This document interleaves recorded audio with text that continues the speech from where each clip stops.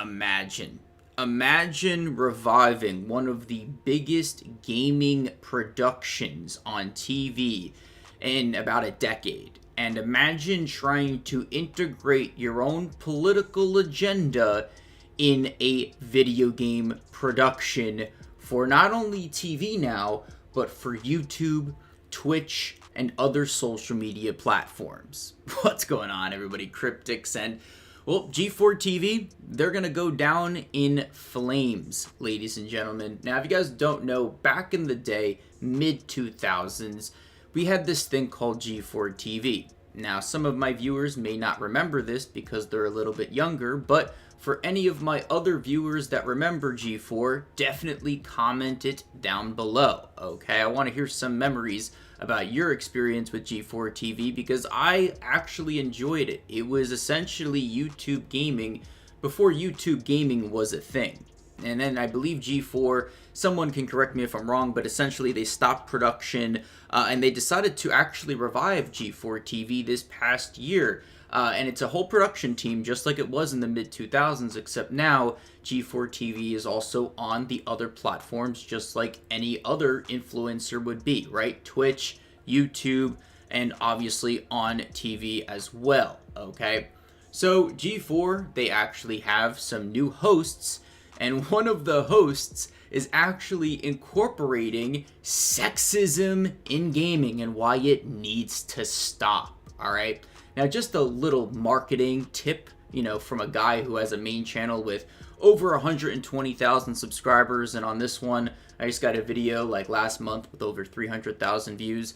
We don't want to hear about your politics when it comes to video games. I think I've said this repeatedly, even on this channel. Video games are a form of escape. We want to be able to integrate ourselves in a story and, you know, see character development, get action, you know, in certain environments, and just have a great time after work or after school, right? So this particular host decided to inject her POV, and we're just going to listen to it right now. I actually want to talk about something so much more important than Red Dead Online.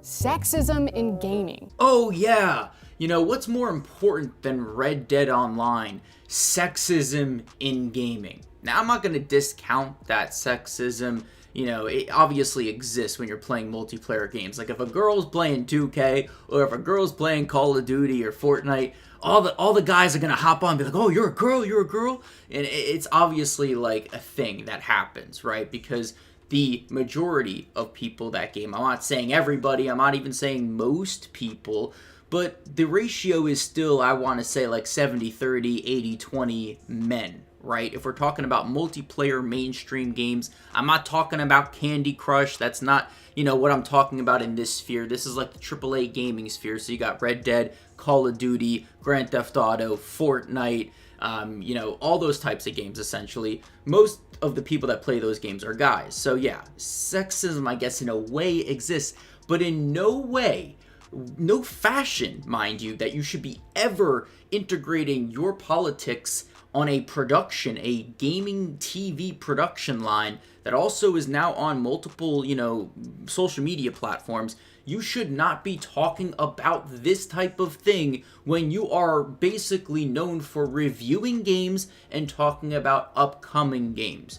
You are now second to even IGN, which is a complete joke in of itself because IGN's reviewers are biased on reviewing AAA titles, you know, 10s out of 10, and meanwhile it's got like one of the worst reviews on Steam, you know what I'm saying? So G4 can't be doing this type of thing, but it doesn't stop there. She decides to also call out and I guess like bring in or tie in previous hosts into the mix. Without a doubt, there will be backlash because I'm not as bangable as the previous host. It's somehow... Talk to him, Frost! It has somehow been expected that you can talk about how much you jerked off to women as a compliment. It's not a compliment. It's weird. Morgan Webb, Olivia Munn did not exist to be nice on the eyes for you.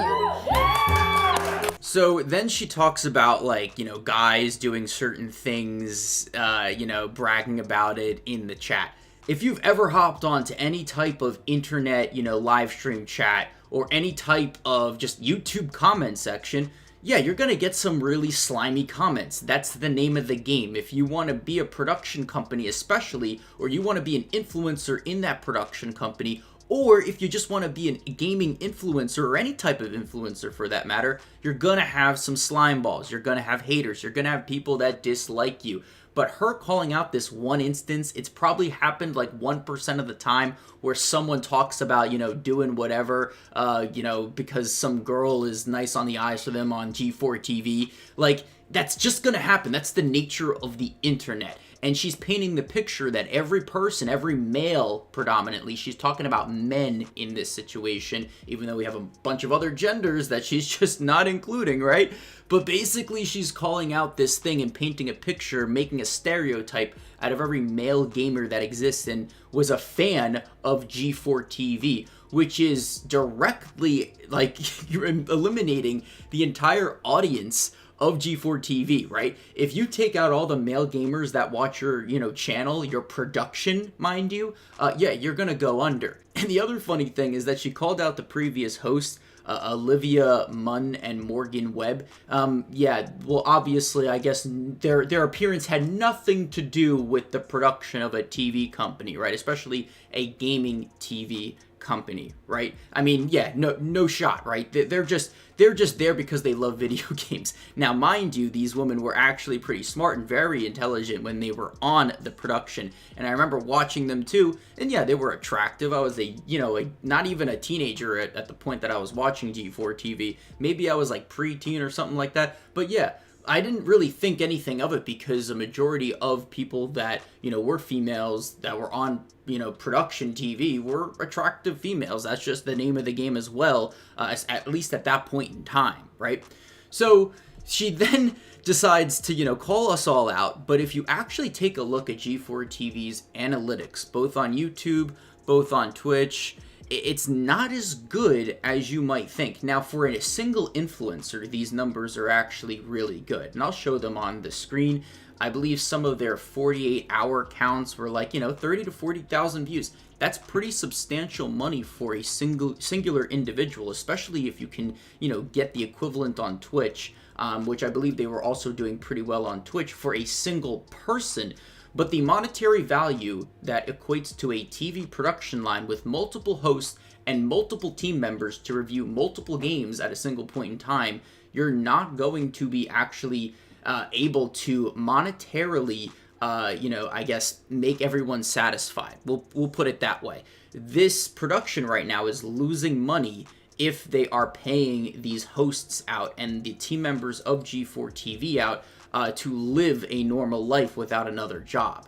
Think about benefits, think about salary, think about 401k, if they even provide that. I don't know the specifics, but all I can say is that being a YouTuber myself, even if you're averaging 30 to 40,000 views every 48 hours on a YouTube channel, that's still not enough to live, okay? You need, bills to pay. You got grocery. You got to pay rent or maybe a mortgage, It's not going to actually pay off if they're only getting the amount of views that they have been getting.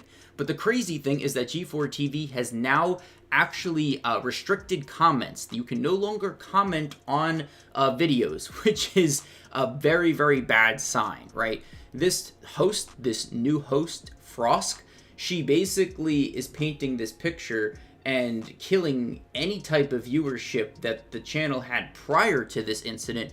And now it's just going to be a fraction because most people are now going to tune out G4TV and look at either another hardworking influencer that does not inject their politics within the games that they review, or, they're going to watch, maybe a Twitch stream or a Twitch chat that does the same exact thing, right? We don't want politics in our gaming sphere. We don't need to hear that BS. At the end of the day, like I said before, gaming is an escape. We want to come home from work, we want to come home from school and play a game with our friends, maybe enjoy a singular storyline with character development. We don't care about this host's struggles with any of that. Most people in the real world would not care about any of your problems or my problems. And at the end of the day, Frost is single-handedly destroying G4TV as a whole. And quite frankly, from what she said and from the stereotype that she injected into our gaming sphere and the type of blanket that she's trying to just put on all of us male gamers, I really hope that G4TV does go under, or at the very least gets a new host to revamp this dying production. Hope you all did enjoy this video. Don't forget to drop a like, subscribe if you're new to the channel, comment down below what you think about this situation, and deleting comments or removing comments and even getting a fraction of the viewership that they had before is definitely not a good sign for G4TV. I'm Cryptix. Not going to be, interested in this channel or this host and, G4TV as a whole, and signing off.